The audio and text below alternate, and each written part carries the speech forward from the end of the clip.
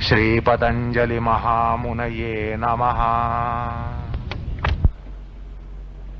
नियमसूत्राचं विवरण करताना आरंभी आपण नियमांग स्वाध्याय आणि क्रियायोगगत स्वाध्याय यांच्यातला भेदाभेदा पाहिला.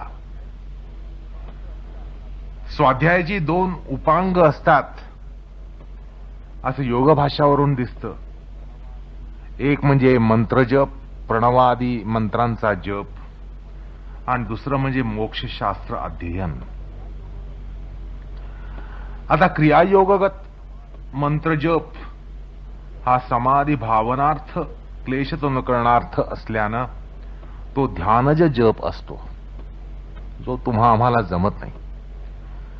जसं तुम्हाला सांगितलं की रामकृष्ण हरी असं म्हटल्यानंतर संत शिरोमणी तुकाराम महाराजांना उन्मनी अवस्था यायची. आपल्यामध्ये केवळ चित्ताची शांतावस्था, उदात्तावस्था येते. तर हा जो फरक आहे जपामधला, तो जपातला फरक या ठिकाणी लक्षात घ्यायचा आहे, जो अधिकार परत्वे असतो. त्यामुळे क्रियायोगांतर्गत स्वाध्यायातला जो मंत्रजप आहे तो ध्यानज असतो, आणि मोक्षशास्त्र अध्ययन हे सुद्धा क्रियायोगाच्या कक्षेत मननरूप असतं असं आपण पाहिलं. आम्ही गीतेचं चिंतन करतो, गीतेवर चिंतन करतो किंवा गीतेबद्दल चिंतन करतो, पण शंकर रामानुज प्रभृती किंवा ज्ञानेश्वर महाराज यांचा गीतेवरचा जो विचार असतो तो मननरूप असतो असं आपण पाहिलं. अर्थात अर्थनिर्णयोत्तर तो प्रकार असतो, स्वाध्यायाचा प्रकार असतो. या ठिकाणी नियमांग स्वाध्यायाचा विचार आपल्याला करायचा आहे. क्रियायोगांतर्गत स्वाध्यायाचा विचार करून झालेला आहे, पण नियमांग स्वाध्यायाचा विचार करायचा आहे. आणि क्रियायोग स्वाध्याय हा पूर्वीच पाहून झालेला असल्यामुळं त्याची पुनरुक्ती टाळून आपण या ठिकाणी स्वतंत्रपणे नियमांगाचा विचार करणार आहोत. नियमांग स्वाध्याय हा योग प्रवेशाला योग्य सिद्धी देण्यासाठी असतो. फार महत्वाचं योगदान स्वाध्यायाचं आहे. आलं का लक्षात? साधकाला आरंभावस्थ साधकाला योग प्रवेशासाठी योग्यता सिद्धी देणं असं महत्वाचं काम हा स्वाध्याय करत असतो. तर तुलनेनं क्रियायोगांतर्गत जो स्वाध्याय आहे तो समाधीला योग्यता सिद्धी देण्यासाठी असतो किंवा क्लेशदनुकरण करण्यासाठी असतो. हा मूलभूत फरक अभ्यासकांनी या ठिकाणी लक्षात घेतला पाहिजे, लक्षात ठेवला पाहिजे. आता या नियमांगी स्वाध्यायाचा अर्थग्रहण जे आपल्याला जे करायचंय ते आता आपल्याला या ठिकाणी त्याचा आरंभ करायला पाहिजे. योगसूत्रकारच या स्वाध्यायाची दिशा दाखवताना म्हणतात, स्वाध्यायात इष्टदेवता संप्रयोग, असं 44व्या सूत्रात पुढे सांगणार आहेत आपल्याला की या स्वाध्यायानं इष्टदेवतेशी संपर्क, दर्शनादी साधायचे असतात. अशा सूत्रकारांच्या आशयाला अनुसरूनच भाष्यकार प्रणवादी म्हणजे देवता मंत्र जप सांगतात, आणि इष्टदेवतेशी येणारा संपर्क हा या ठिकाणी आध्यात्मिक असतो हे लक्षात घेतलं पाहिजे. कारण त्या देवता म्हणजे भौतिक स्वरूपाच्या व्यक्ती नाहीयेत. म्हणजे आपण एखाद्या माणसाशी संपर्क साधायचा म्हटल्यानंतर तो कशा प्रकारे साधू शकतो आणि साधतो हे या ठिकाणी सांगायचं कारण नाही. अनेक माध्यम आहेत, त्या माध्यमांद्वारा आपण संपर्क साधतो किंवा साक्षात असा संपर्क साधत असतो. तर तसा काही हा प्रकार नाहीये. देवतांशी संपर्क साधणं असा काही तो प्रकार नाहीये. कारण देवता या काही भौतिक शरीरात सह नसतात की ज्यांची अपॉइंटमेंट घेतली आणि जाऊन भेटलो, असा हा प्रकार नसतो. तर त्या देवता म्हणजे भौतिक स्वरूपाच्या व्यक्ती नाहीत, आणि त्या देवतांचा संपर्क हा का साधावा, कसा साधावा, कोणत्या हेतून साधावा, म्हणजे निःश्रेयस अभ्युदय होईल हे या ठिकाणी आपल्याला अभ्यासक म्हणून जाणावं लागतं. अर्थात आध्यात्मिक उन्नती व्हावी लागते, आणि यासाठी आर्ष ऋषी प्रणित मोक्षशास्त्र अभ्यसनीय असतात, हेही लक्षात घेतलं पाहिजे. म्हणजे आरंभावस्थेमध्ये साधकाला मोक्षशास्त्र अध्ययन हे फार महत्वाचं आहे. अध्यात्मशास्त्राचं अध्ययन आर्ष ऋषी प्रणीत अशी जे आर्षशास्त्र आहेत, मोक्षशास्त्र आहेत, अध्यात्मशास्त्र आहेत, त्यांचा अभ्यास, अनुशीलन, परिशीलन हे फार महत्वाचं आहे. या दोन गोष्टींचा निर्देश भाष्यकार भाष्यामध्ये करतात. स्वाध्यायाचं स्वरूप सांगताना ते म्हणतात, स्वाध्यायो मोक्षशास्त्राणाम अध्ययनम प्रणवजपो वा. अर्थात मोक्षशास्त्रांचं अध्ययन किंवा प्रणवादी मंत्रांचं जप. त्यामुळे सूत्रकारांच्या स्वाध्याय निर्देश आणि स्वाध्यायाच्या इष्टदेवता संपर्कात्मक हेतूशी भाष्य कथन हे सुसंगत असल्याचं आपल्याला या ठिकाणी दिसतं. आता इष्टदेवता संपर्क दायक स्वाध्यायामध्ये म्हणजे इष्टदेवतेशी जो संपर्क साधायचा असेल तसा संपर्क मिळणारी जी साधन आहे, तर त्या स्वाध्यायामध्ये काय करावं लागतं, तर इष्टदेवतेचं महात्म्य जाणून देवतेचं अर्थात अर्थगमन करून देवतेच्या मंत्राचा जप, देवतेची उपासना, पूजन अर्चन इत्यादींद्वारा आपल्याला देवतेचा अनुग्रह मिळवावा लागतो, देवतेशी संपर्क हा साधावा लागतो.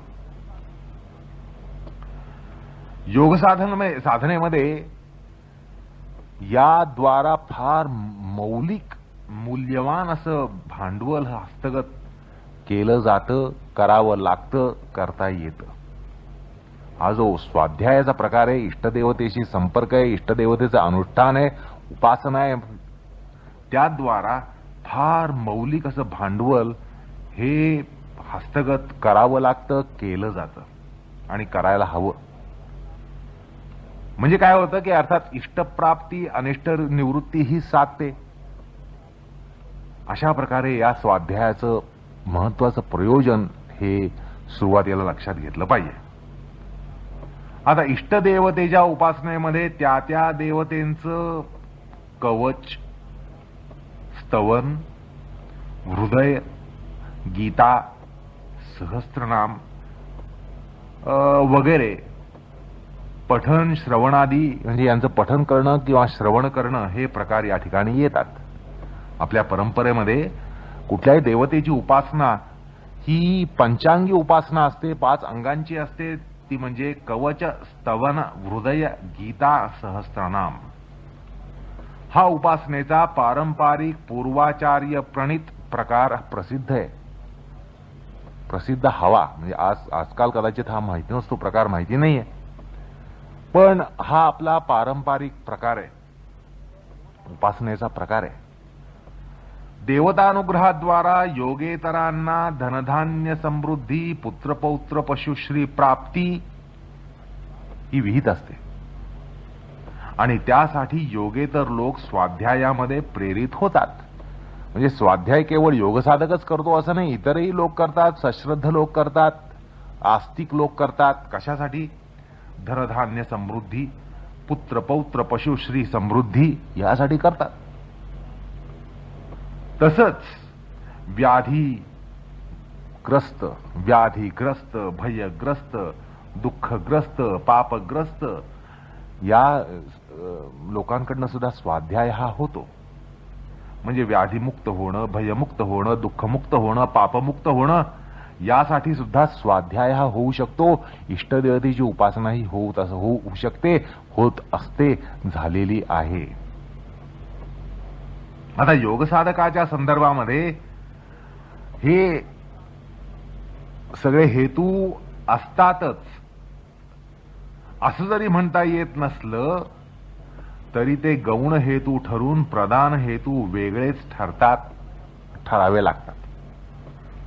आता या प्रधान हेतूवर दृष्टिक्षेप टाकताना असं दिसतं की योग म्हणजे समस्त इंद्रिय संघातांवर निरोधरूप निग्रह आणणं हा योग आहे. योगसाधकाची ही अपेक्षा असते. योगसाधकाचा हा प्रधान हेतू असतो की निरोध धर्म जो आहे आपल्या शरीरावर, मनावर, अंतर्बाह्येंद्रियांवर हा निरोध धर्म यायला पाहिजे. आणि असं म्हणता येतं की निरोधाचा, आणि प्रश्न विचारता येतो की ठीक आहे, हा जो योगातला निरोध म्हणता, या निरोधाचा इंद्र, वरुण, वायू, अग्नी या देवतेंशी काय संबंध आहे? देवता अनुग्रह पाहिजे म्हणताय. देवता म्हणजे आमच्या परिचयानुसार इंद्र देवता, वायू देवता, वरुण देवता, अग्नी देवता, या ज्या देवता आहेत, या देवतांशी निरोधाचा संबंधच काय? आलं का लक्षात? देवी, गणेश, दत्त, विष्णू, सूर्य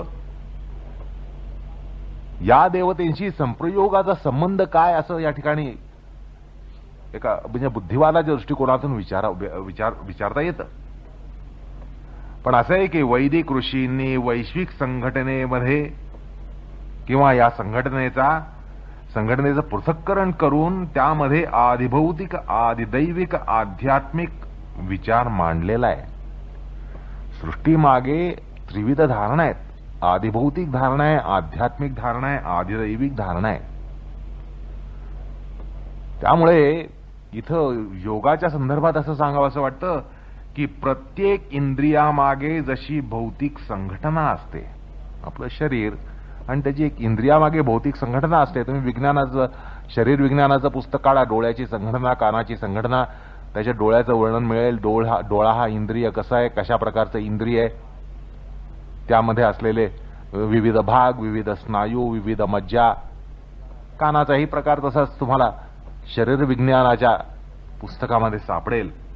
अर्थात त्या ठिकाणी त्या इंद्रियाचं भौतिक संघटन काय असतं हे आपल्याला शरीर विज्ञानशास्त्र सांगून जातं.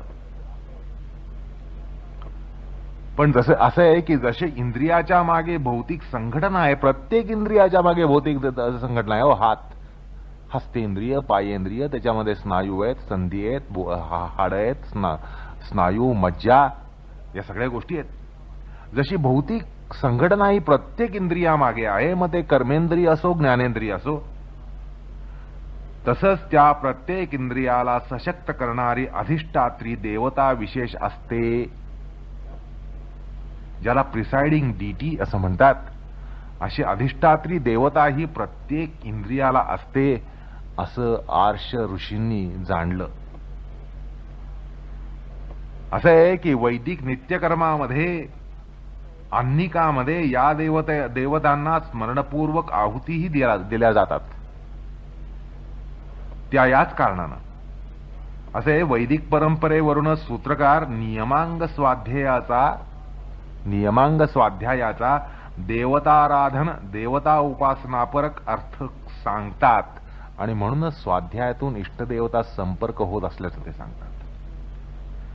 ज्या इंद्रियांवर नियंत्रण आणायचं आहे, निग्रह साधायचा आहे, त्यांची जी अधिष्ठात्री देवता आहे तिचा अनुग्रह मिळवणं हे अत्यंत संयुक्तिक आहे.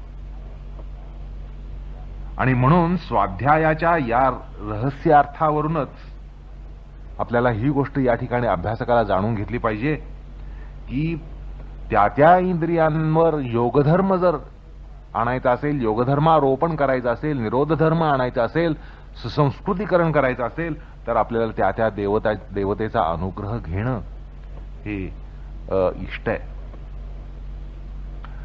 तर या संदर्भामध्ये असं सांगावं असं वाटतं की आपल्या ही जी इंद्रिय आहेत, बाह्य अभ्यंतरी इंद्रिय आहेत, या इंद्रियांना देवता आहेत, अधिष्ठात्री देवता आहेत.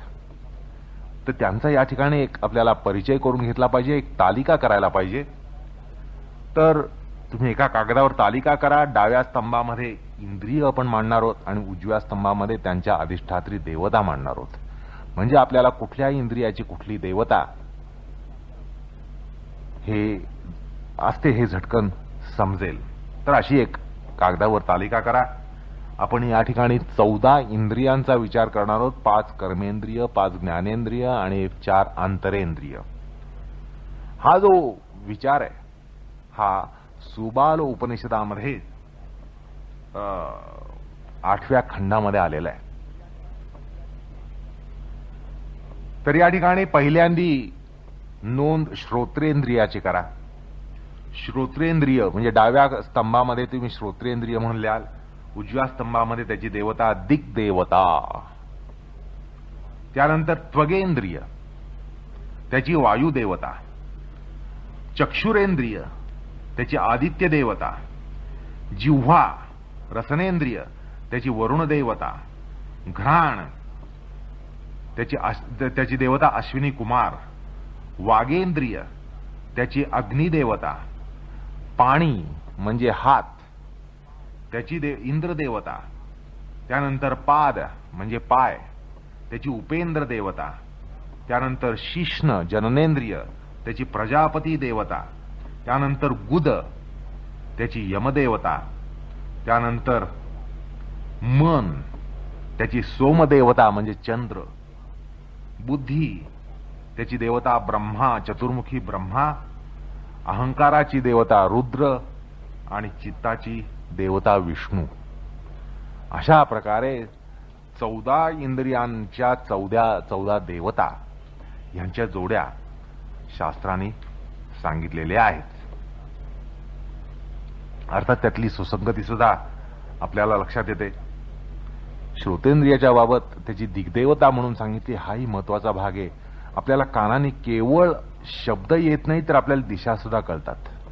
आवाज कुठल्या दिशेतून आला हे कार्यक्षम अशा कानातूनच आपल्याला समजू शकतं.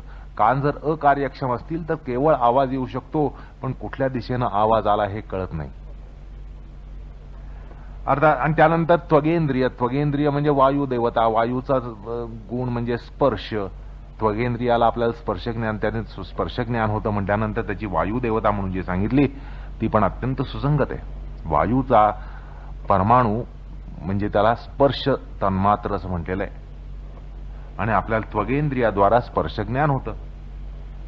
त्यानंतर चक्षु आदित्य देवता अत्यंत सुसंगत आहे. जिव्हा वरुण देवता, कारण आपली जिव्हा ही नेहमी ओली असते. जिव्हा कोरडी पडली तर आपले प्राण कासावीस होतात आणि म्हणून वरुण देवता म्हणजे जी जिव्हेची देवता सांगितली आहे म्हणून त्याला रसनेंद्रिय म्हटलंय. रस हा शब्द आलेला आहे, रसनेंद्रिय रस, आणि त्यामुळे त्याची वरुण देवता जी अत्यंत योग्य आहे हे आपल्याला पटतं. त्यानंतर घ्राणाची देवता अश्विनी कुमार म्हटलेलं आहे. या ठिकाणी थोडंसं विवरण सांगावंसं वाटतं. घ्राण म्हणजे नाक, आणि नाकातून प्राणापान क्रिया चालू असते, श्वासोच्छ्वास चालू असतो, याची सतत गती चालू असते. आवक जावक, श्वासाची आवक आणि उच्छ्वासाची जावक ही सतत गती त्या ठिकाणी असते. अविश्रांतपणे ते चालू असतं. आणि अश्विनी कुमार आणि अश्व याचा संबंध सुद्धा आहे. म्हणजे आपला प्राण हा अश्वासारखा पाहिजे, सशक्त पाहिजे, तरच आपल्यामध्ये सगळ्या शक्ती असतात, आपण शक्तिमान असतो. आणि हे जे श्वासोश्वास आहेत हे घोड्याप्रमाणे अविश्रांतपणे काम करत असतात. त्यांची येजा ही घोडा म्हटल्यानंतर आपण म्हणतो अविश्रांत प्राणी, जो सतत उभा असतो, अविश्रांतपणे काम करत असतो, अविश्रांतपणे चालत पळत असतो, तो घोडा. तर आपण अविश्रांत परिश्रम करणाऱ्याला माणसाला म्हणतो की घोडा आहे, किंवा ज्याला अत्यंत वेग आहे, वेगवान माणसाला आपण घोडा म्हणतो. तर या ठिकाणी तसंच शक्ती, घोड्याचा शक्तीशी पण संबंध आपण लावतो. हॉर्स पॉवर असा शब्द आज विज्ञानामध्ये आलेला आहे किंवा वापरला जातो. तर अशा प्रकारे अश्व, अश्विनी कुमार यांचा संबंध आहे आणि घ्राणाशी त्यांचा पुन्हा संबंध जो सांगितला आहे तो अत्यंत इष्ट आहे. पुन्हा अश्विनी कुमार म्हणजे हे देवतांचे डॉक्टर, देवदेवतांचे डॉक्टर, स्वर्गातल्या डॉक्टरला अश्विनी कुमार म्हणतात. आणि आपला श्वासोश्वास आणि आरोग्य याचा संबंध किती आहे हे योगसाधकाला काही सांगायचं कारण नाही. त्यामुळे अश्विनी कुमारांचं अस्तित्व श्वासोश्वासामध्ये असतं हे म्हणणं, किंवा नाकामध्ये असतं हे म्हणणं सुद्धा अत्यंत सुसंगत आहे. वागेंद्रिय अग्निदेवता, आपण म्हणतो वाघ बाण, आपलं वागेंद्रिय जो आहे तो जबरदस्त अग्नी आहे. वागेंद्रिय अग्निदेवता, आपण म्हणतो वाघबाण. आपलं वागेंद्रिय जो आहे तो जबरदस्त अग्नी आहे. ह्याने समोरचा माणूस आपण त्याला त्याची राख करू शकतो. ही वाणी अशी आहे की ह्याला तापमान नाही, पण ही दुसऱ्याला भस्म करते. तापमानाशिवाय ती भस्म करते. आपले वाघबाण अग्निबाण असतात. आणि म्हणून अग्निदेवतेचं वास्तव्य त्या ठिकाणी सांगितलंय ते योग्य आहे. आणि अग्निदेवता आहे म्हणून आपलं मुख हे नेहमी ओलं असतं, नाहीतर आपणच भस्मसात झालो असतो. त्यामुळे आपलं मुख हे नेहमी ओलसर असतं, ओलं असतं, कारण त्या ठिकाणी अग्निदेवतेचा वास आहे. त्यानंतर पाणी, आपले हात. हाताची देवता इंद्रदेवता अत्यंत सुसंगत आहे. इंद्र म्हणजे बलाचं द्योतक आहे, देवांचा राजा, अत्यंत बलवान आर्याला नेहमी किंवा क्षत्रियाला, बलवान क्षत्रियाची तुलना इंद्राशी केली जात असे. पृथ्वी तलावरचा इंद्र म्हणजे अत्यंत शूर असा वीर. अर्थात बल हे हातामध्ये असतं आणि इंद्रदेवतेचं त्या ठिकाणचं वास्तव्य जे आहे ते अत्यंत बुद्धीला पटणारच आहे. नंतर पाद म्हणजे पाय, उपेंद्र. उपेंद्राचा पृथ्वीशी संबंध आहे आणि म्हणून आणि पायाचा पृथ्वीशी संबंध असतो. शिश्न प्रजापती, विश्लेषण सांगायचं कारण नाही, प्रजनन हे शिश्नापासून होत असतं आणि प्रजापती हा प्रजेचा पती आहे, प्रजेचं प्रजनन करणारी देवता आहे. त्यानंतर गुदेंद्रिय यमदेवता, पुन्हा अत्यंत सुसंगत आहे. माणसाचा प्राण जो जातो, मृत्यू हा गुदातून जात असतो.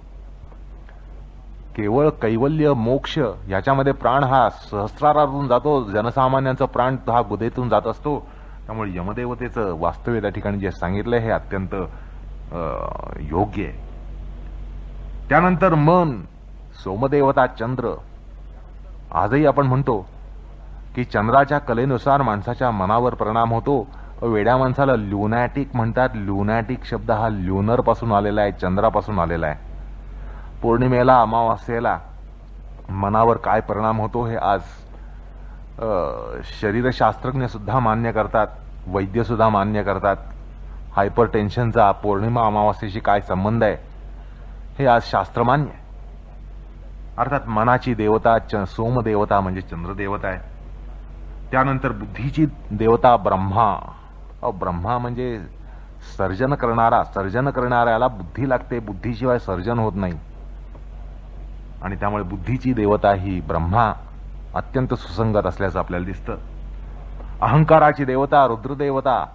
अहंकाराचं रौद्र स्वरूप आपल्याला माहिती असतं. रौद्र स्वरूप घेणारं जे असतं आपल्यामध्ये ते अहंकार असतो आणि त्यामुळे त्याची रुद्र देवता ही सुद्धा अत्यंत सुसंगत आहे.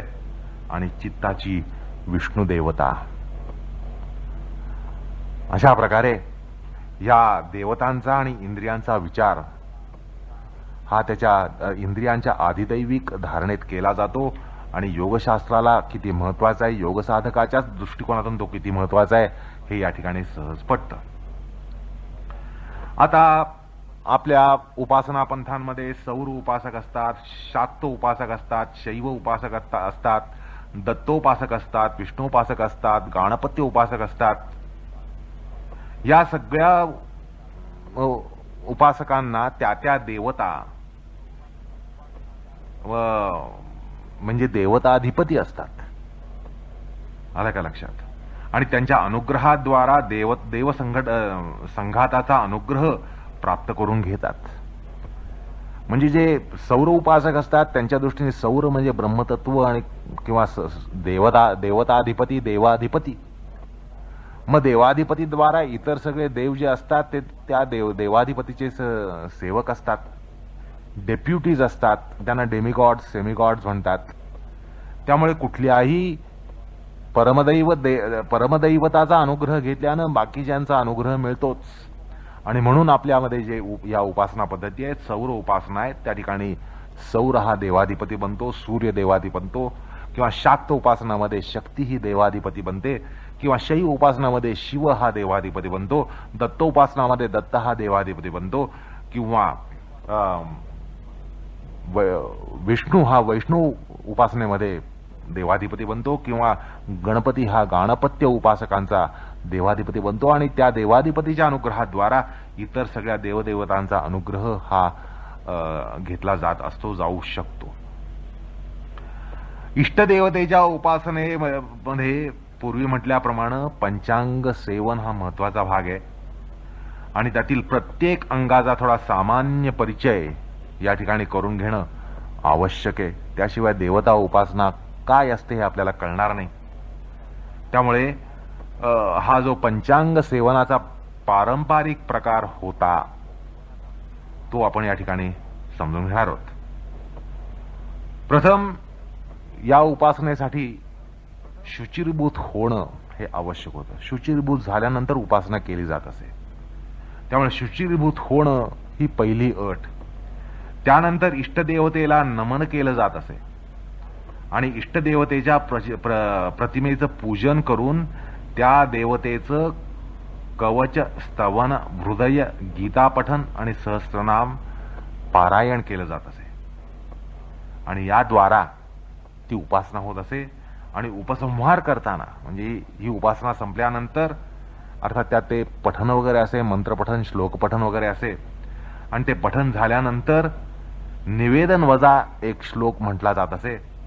यदक्षरपद भ्रष्टम मात्राहीनम तु यद भवेत तत्सर्वं क्षम्यताम देव नारायण नमोस्तुते. म्हणजे जे पठन केलं, पठन करताना जर काही अक्षरपद भ्रष्टता आली असेल, अक्षरभ्रष्टता, पदभ्रष्टता, मात्राहीनता, तर त्याबद्दल त्या देवतेची नारायणाची क्षमा याचना केली जात असे. किंवा दुसराही एक पारंपरिक श्लोक आहे. विसर्ग बिंदू मात्राणी पदपादाक्षराणी च न्यूनानी च अतिरिक्तानि क्षमस्य पुरुषोत्तम. विसर्ग बिंदू मात्रा पद पाद ह्याच्यामध्ये जर काही, किंवा अक्षर ह्याच्यामध्ये जर काही न्यूनातिरिक्त असेल, न्यूनाधिक्य आलं असेल, अतिरिक्तता आली असेल, तर त्यासाठी सुद्धा पुरुषोत्तम नारायणाची क्षमा याचना केली जात असे.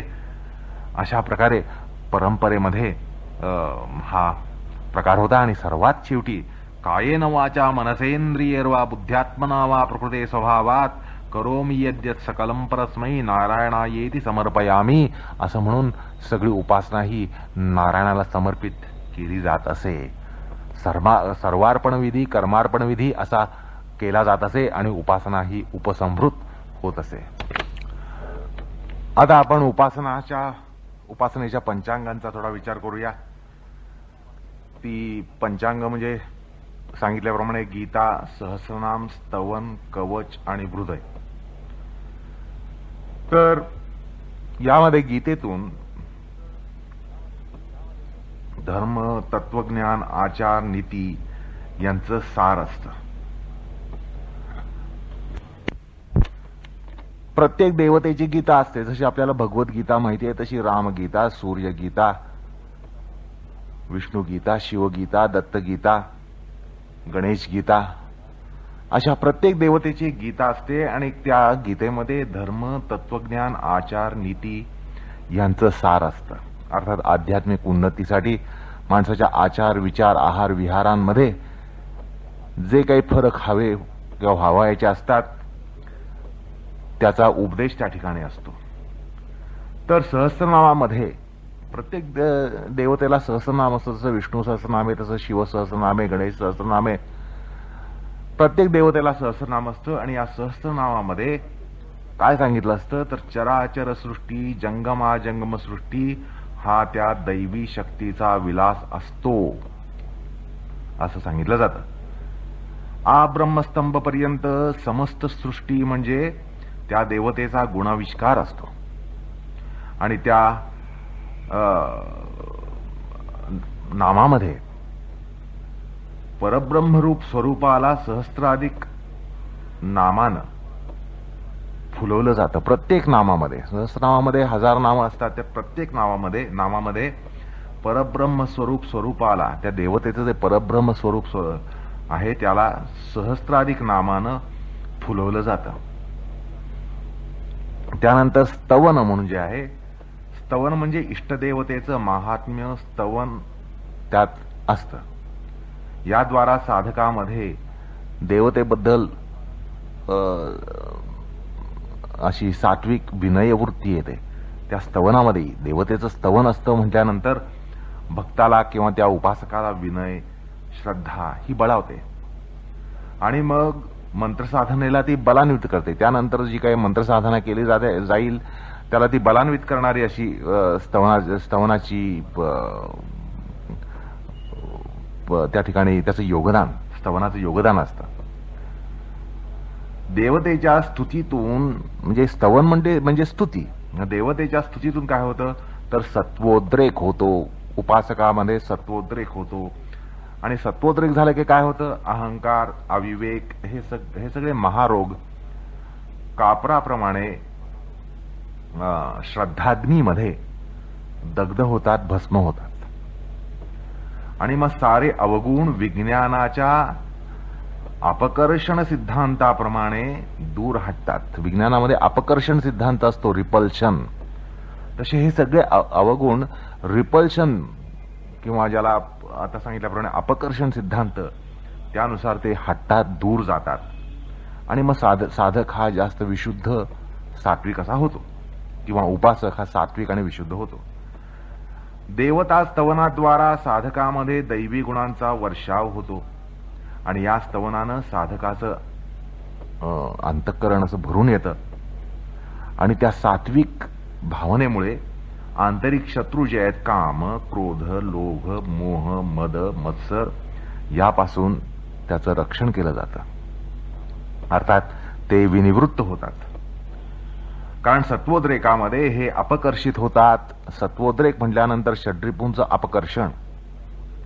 आणि साधकाचे जे बाह्य शत्रू किंवा बाह्य शत्रूंपासून निवारण करण्याचं काम जे असतं ते मात्र कवच हे करतं. कवच या नावाभिधानावरूनच आपल्याला लक्षात येतं की हे कवच आहे, उपासकाला कवच आहे, साधकाला कवच आहे.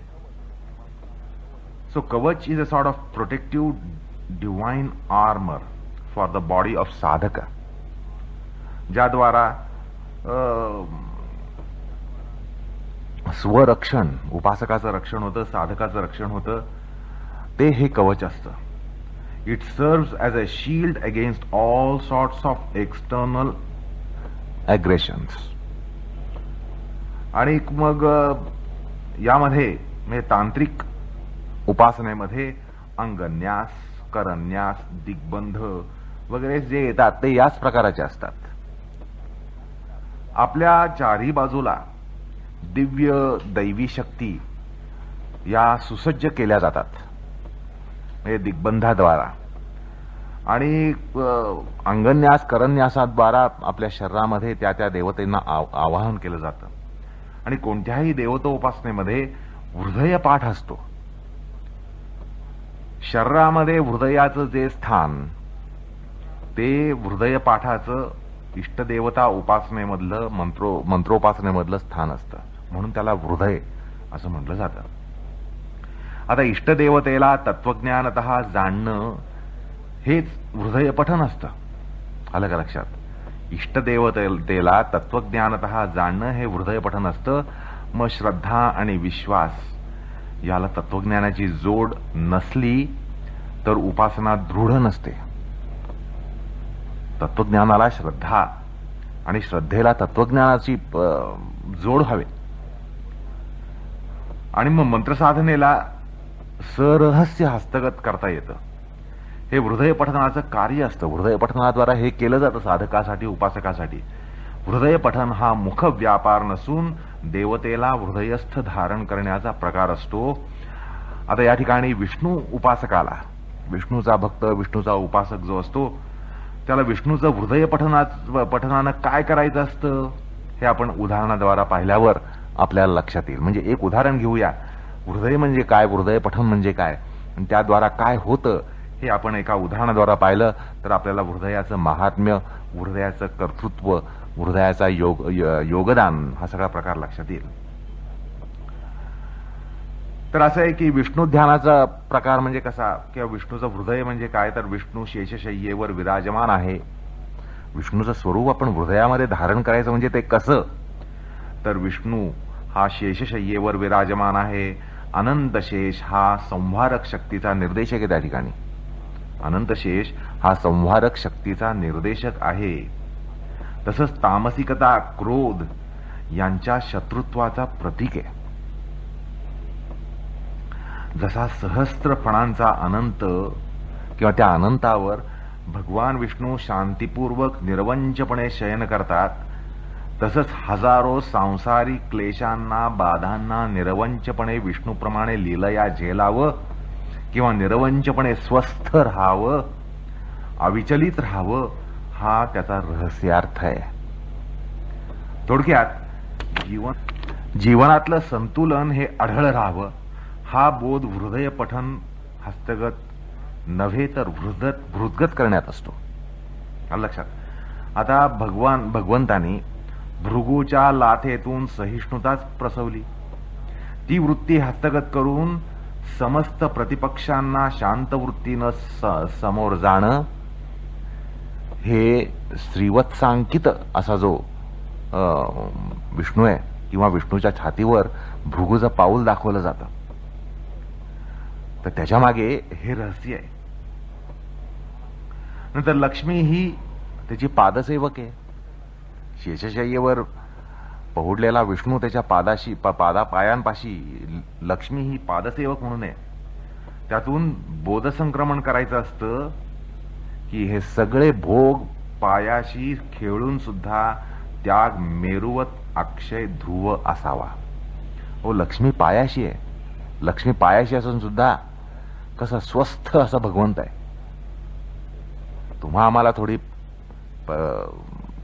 लक्ष्मी हातापायाशी लागली किंवा संपत्ती आली तर आपलं काय होतं, अहंकाराचं काय होतं, दर्प काय कसा असतो. तर या ठिकाणी भगवंत कसा आहे बघा. तर शेषशाही विष्णूच्या पादसेवनेमध्ये असणाऱ्या लक्ष्मीचा रहस्यार्थ हा आहे या ठिकाणी. आता विष्णूचं चतुर्भुज रूप धर्म अर्थ काम मोक्ष या जीवन लक्ष्यांकडे आपलं ध्यान खेचतं. तसंच 4 वेद, तसंच निस्वार्थता, निरहंकारिता, सहिष्णुता, प्रेम या चारही गोष्टींचं द्योतक येते. आता विष्णूच्या हातामध्ये सुदर्शन चक्र असतं.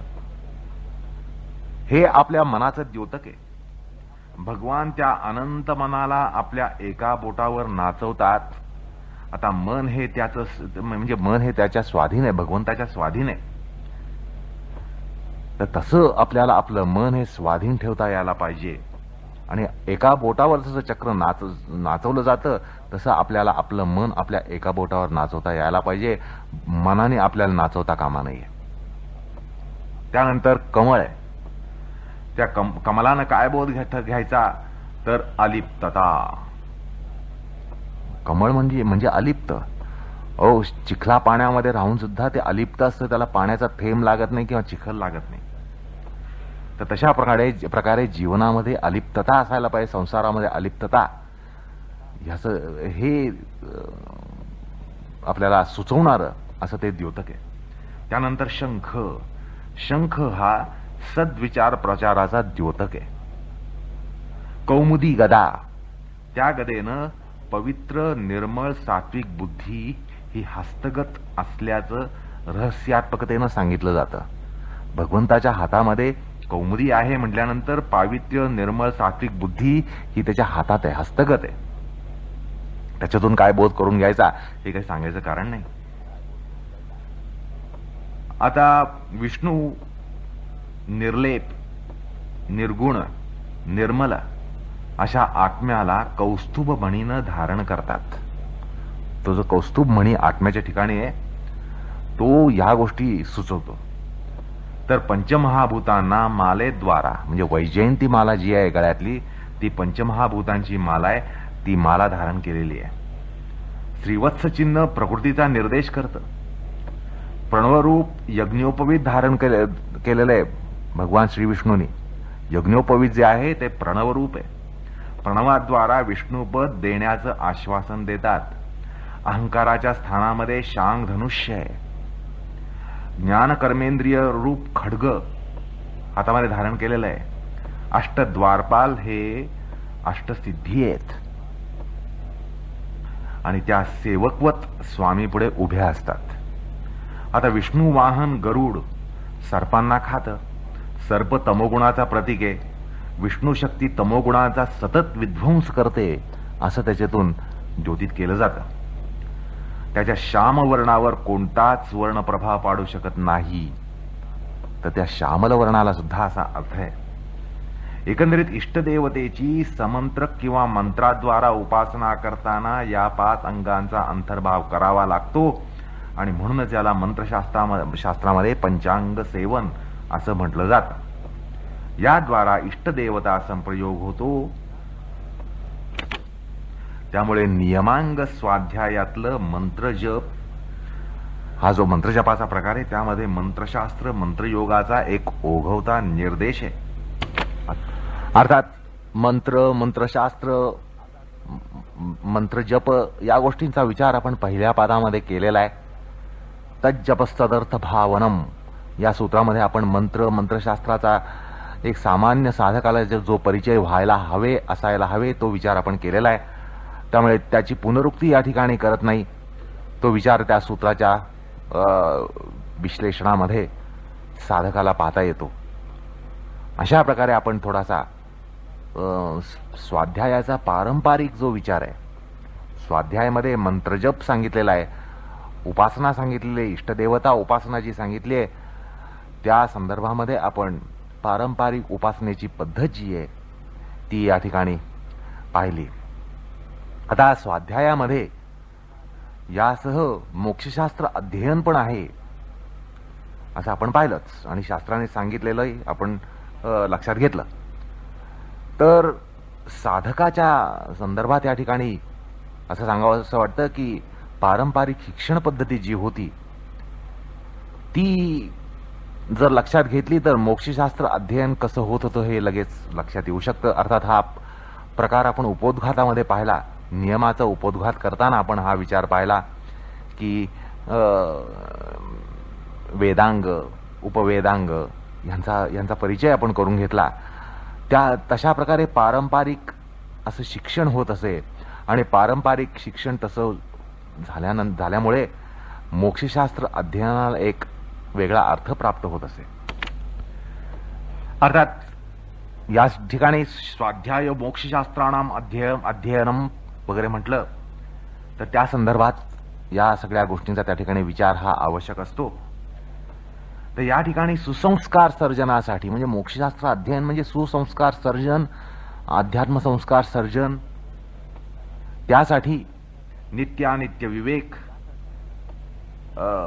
हा आवश्यक असतो. नित्यानित्य विवेक आत्मानात्म विवेक, त्यासाठी तत्वज्ञान हे आवश्यक असतं. तत्वज्ञानाद्वारा या गोष्टी प्राप्त होतात आणि मग त्यासाठी वेद वेदांग वेदोपांग यांचं अध्ययन हे होत असे आणि योगसाधकाला ते विशेष तत्परतेनं करावं लागत असे. सर्वसामान्य जनते करायचेच. परंपरेमध्ये द्विज हे वेदाध्ययन वेदांग अध्ययन वेद उपांग अध्ययन हे करत असत. पण योगसाधकाला ते विशेष तत्परतेनं विशेष हेतून करावं लागत असे. त्यामुळे धर्म न्याय इतिहास पुराण यांचं सगळं अध्ययन त्या ठिकाणी विहित होतं. अर्थात हा विचार आता या ठिकाणी त्याचं पुन्हा करणं आवश्यक नाही आहे कारण आपण नियमाच्या उपोद्घात प्रसंगामध्ये हा केला. पण या ठिकाणी एक विचार असा लक्षात घेतला पाहिजे की योग मार्गाचा साधक म्हणजे योग पांथेय आणि योगेतर जन यांच्या स्वाध्यायामध्ये हेतुभेद हा असतो आणि असायचा. आलं का लक्षात? म्हणजे योगसाधक जो स्वाध्याय करतो वेदाध्ययन वेदांग अध्ययन वेद उपांग अध्ययन इतिहास पुराण न्याय धर्म अध्यात्मशास्त्र गीता उपनिषद ज्ञानेश्वरी यांचा जो अभ्यास आणि अध्ययन योगसाधक जो करतो त्याच्या मागे एक खास हेतू असतो. आणि इतरही जण जे असतात ते जरी तो स्वाध्याय करत असले, तशा प्रकार स्वाध्याय करत असले, तरी हेतूमध्ये भेद असतो, हे या ठिकाणी लक्षात घेतलं पाहिजे. तर योगेतर जन वेदादी शास्त्रांचं अध्ययन करत असत किंवा करतात, ते सत्संग आणि बहुश्रुतता येण्यासाठी आपल्यामध्ये, म्हणजे सत्संग साधावा आणि बहुश्रुतता यावी आपल्यामध्ये, आपली ज्ञानसंपदा वाढवण्यासाठी ते करत किंवा करतात. धर्म, न्याय, मीमांसा या शास्त्रात गमन करून बुद्धीला एक, ज्याला चलाक म्हणता येईल, चलाकपणा, बुद्धी चालाख्य, बुद्धीला चलाक बनवणं, वादपटुता कमवणं, वादपटुता, नंतर वाद कुशलता, बहुश्रुतता, या सगळ्या संपादनं या मुख्य हेतूनं त्या गोष्टी होत. अर्थात जनसामान्यांना एक व्यावहारिक हेतू त्या ठिकाणी असतो की आपल्यामध्ये बहुश्रुतता यावी. तसंच सत्संग हा होतोच. अशा शास्त्रींना, म्हणजे जनसामान्य ज्यावेळेला असा सत्संग, असं स्वाध्याय करतात, शास्त्रांचं अध्ययन करतात, त्यांना श्रोतृ समाज नसला तर कारावास घडल्यासारखं वाटतं, मुस्कटदाबी होते.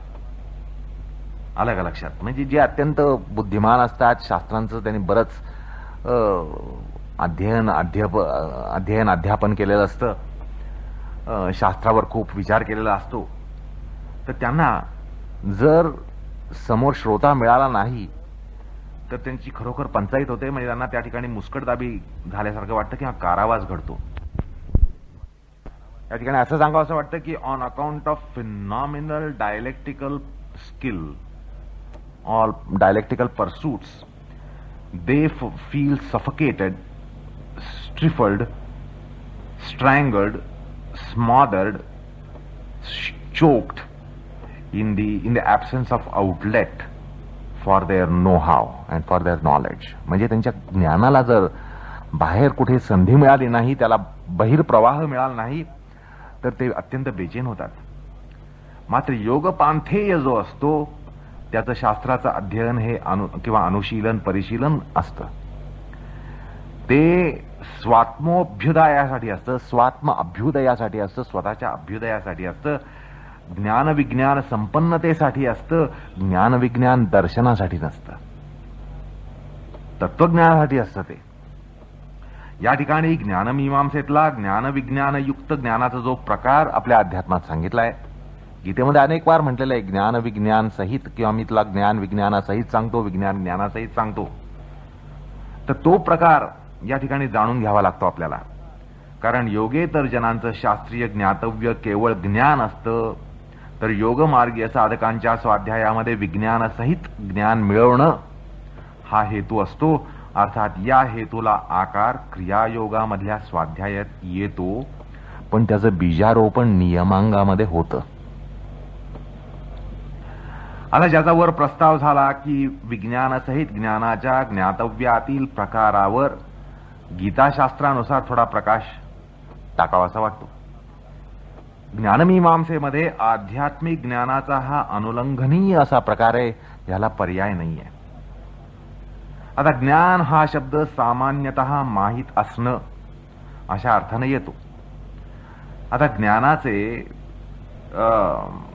विषय किंवा ज्ञानाच्या विषयापेक्षा विज्ञानाचा विषय काय वेगळा नसतो. ज्ञानाचे विषय आणि विज्ञानाचे विषय वेगळे नाही. या ठिकाणी ज्ञान विज्ञान सहित म्हणून जे सांगितलं जात आहे त्यात विज्ञानाचे विषय वेगळे नसतात.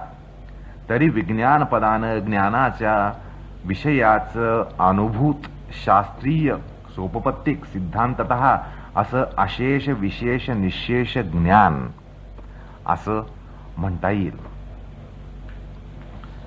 ते असं आहे की ज्ञान is knowledge of general nature through which the subject can be recognized by its appearance anywhere at any time. It is like knowing water, whereby we can recognize water anywhere else at any time. But by Vijnana, what is meant is a particularized knowledge of the subject.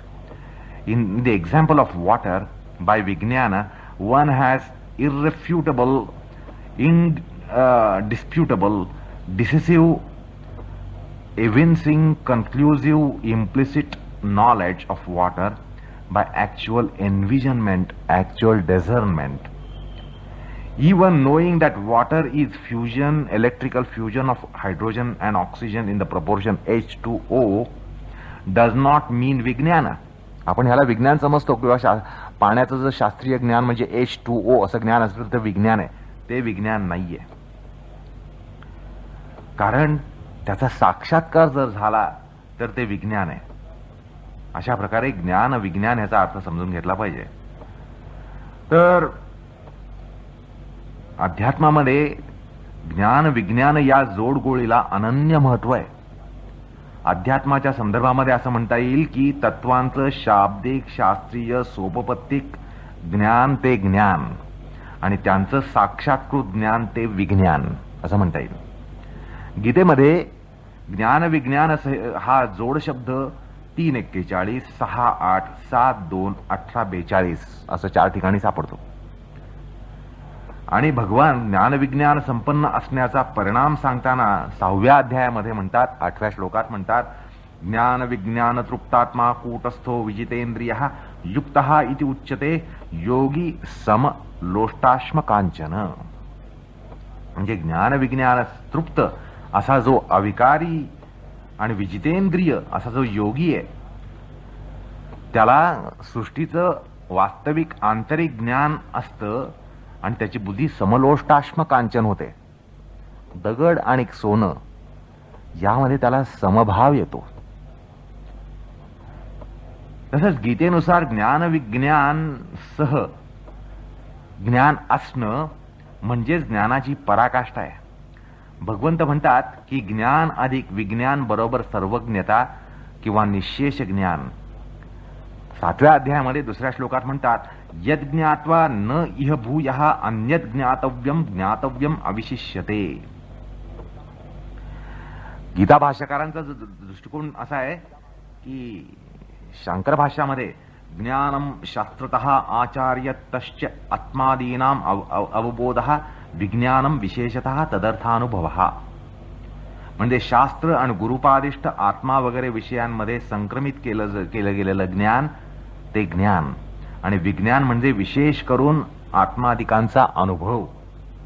मध्व भाषात म्हटलंय ज्ञानम सामान्य ज्ञानम विज्ञानम विशेष ज्ञानम. रामानुज भाषामध्ये 18:42 या गीता भाषामध्ये म्हटलंय ज्ञानम परावर तत्व याथात्म्यम ज्ञानम विज्ञानम परतत्व गता साधारण विशेष विषयम ज्ञानम. म्हणजे लोकपरलोकाचं यथार्थ स्वरूप समजणं हे ज्ञान आहे. परमतत्वाची असाधारण त्याचा असाधारण बोध हे विज्ञान आहे. आता या सूत्र संदर्भात असं म्हणावं लागतं किंवा म्हणता येतं की योग मार्गामध्ये स्वाध्याय हा ज्ञान विज्ञान अशा उभयात्मक प्राप्तीचा अध्ययन प्रकार असतो. म्हणजे योगसाधक नियमांग स्वाध्याय करतो तो कशासाठी, तर या ज्ञान विज्ञानाची पायाभरणी करण्यासाठी करत असतो. तर योगेतर जनांचं स्वाध्यायामध्ये विज्ञान हे दुय्यम स्थान घेऊ शकतं. त्यांना काही साक्षात्काराची आवश्यकता नसते. त्यांना फक्त शास्त्र ज्ञान, बहुश्रुतता, वाक्पटुता एवढंच त्यांना हवे असतं. आणि एक अर्थात त्या सहज स्वाभाविक अशा त्यांच्या स्वाध्यायामागच्या प्रवृत्ती किंवा हेतू असतात. तसंच आता स्वाध्यायाला योगांगानुष्ठानामध्ये विशेष महत्व येतं. ते असं की योगामध्ये डोळसपणे जाणीवपूर्वक कार्यकारण भावावर लक्ष ठेवून अनुष्ठान केलं जातं, केलं जायला हवं.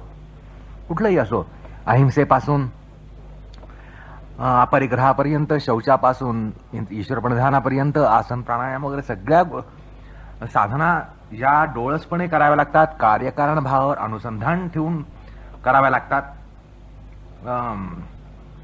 म्हणजे अगदी अहिंसादींपासून समाधी साधनेपर्यंत अनुष्ठानामध्ये येणारे पक्ष प्रतिपक्ष यांच्यावर अनुसंधान ठेवावं लागतं.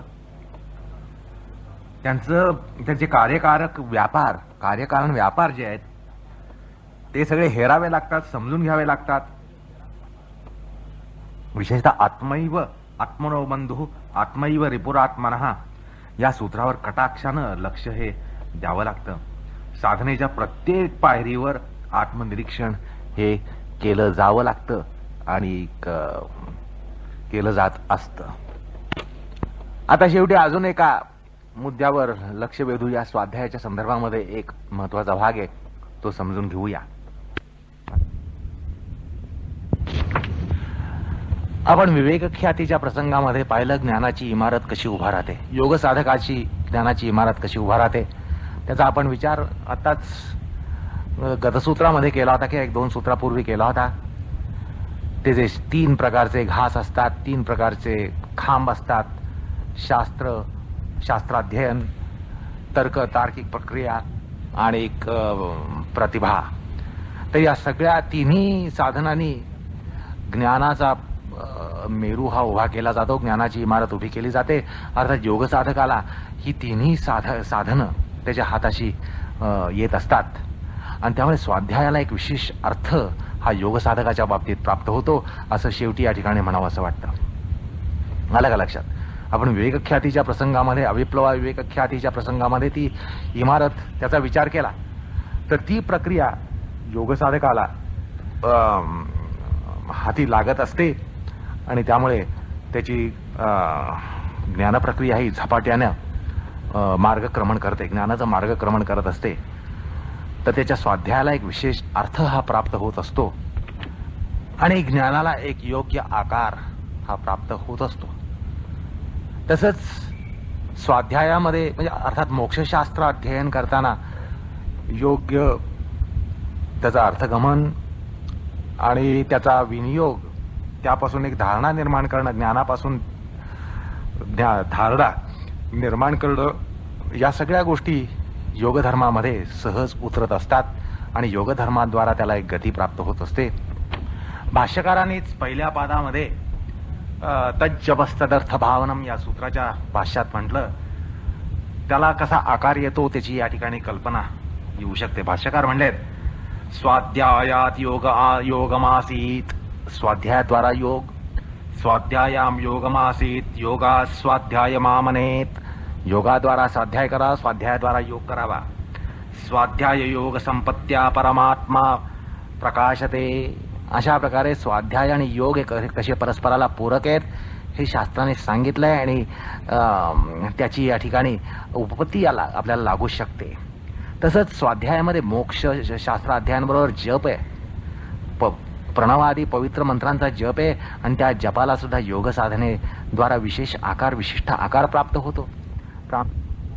अर्थात स्वाध्यायामुळे एक विशेष आकार असा प्राप्त होत असतो. मोक्षशास्त्र अध्ययनाला जसा एक खास त्याची एक परिष्कृती होते, तशीच जपाची, कारण जप हे स्वाध्यायाचं दुसरं अंग आहे, उपांग आहे, त्याचा सुद्धा एक विशेष आविष्कृती ही योगसाधकाच्या संदर्भात होत असते. त्यामुळे मंत्रजप, प्रणवजप ह्याला एक खास अशी झालर योगसाधकाच्या साधनेमध्ये त्याला प्राप्त होत असते. अशा प्रकारे आपण स्वाध्यायाचा विचार, नियमांग स्वाध्यायाचा विचार या ठिकाणी केला. यानंतर आपण पुढल्या नियमांकाकडे वळणार आहोत. ईश्वर प्रणिधान, पण तो पुढल्या प्रसंगी. कृष्णार्पणमस्तु.